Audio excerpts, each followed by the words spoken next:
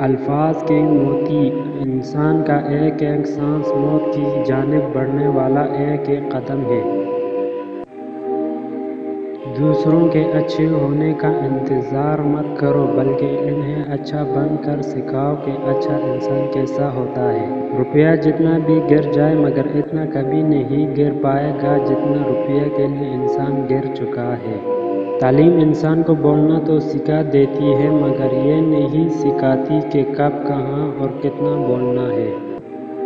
رسول اللہ صلی اللہ علیہ وسلم نے ارشاد فرمایا، مجھے تمنا ہے کہ میں اپنے بھائیوں سے ملوں۔ صحابہ رضی اللہ تعالیٰ عنہ نے عرض کیا، کیا ہم آپ کے بھائی نہیں ہیں؟ آپ صلی اللہ علیہ وسلم نے ارشاد فرمایا، تم تو میرے ساتھی ہو، میرے بھائی وہ ہیں جو مجھے دیکھے بغیر مجھ پر ایمان لائیں گے۔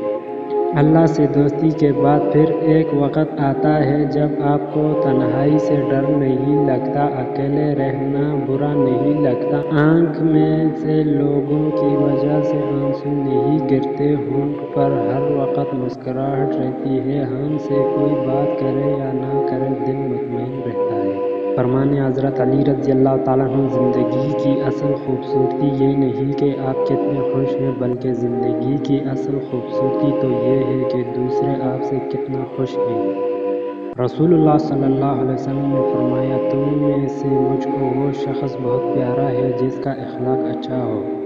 سب کچھ ہونے کے بعد بھی اگر آپ کے اندر حوصلہ باقی ہے تو سمجھ لیجیے کہ ابھی آپ نے کچھ نہیں کھویا۔ موت کو یاد رکھنا نفس کی تمام بیماریوں کا علاج ہے۔ دنیا میں ہزاروں رشتے بناؤ لیکن ان ہزاروں رشتوں میں ایک رشتہ ایسا بناؤ جب ہزاروں لوگ آپ کے خلاف ہوں تو وہ آپ کے ساتھ ان ہزاروں کے خلاف ہو۔ میں پوری زندگی دو بندوں کی تلاش نہ کر سکا، ایک وہ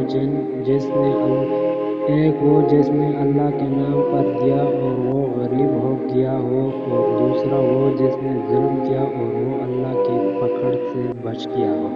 میں پوری زندگی دو بندوں کی تلاش نہ کر سکا، ایک وہ جس نے اللہ کے نام پر دیا اور وہ غریب ہو گیا ہو، اور دوسرا وہ جس نے ظلم کیا اور وہ اللہ کی پکڑ سے بچ گیا ہو۔ حضرت ابو قتادہ رضی اللہ تعالیٰ عنہ فرماتے ہیں کہ رسول اللہ صلی اللہ علیہ وسلم نے فرمایا، بدترین چور وہ ہے جو اپنی نمازوں کی چوری کرے۔ لوگوں نے کہا، اے اللہ کے رسول، نماز کو چرانے کا کیا مطلب ہے؟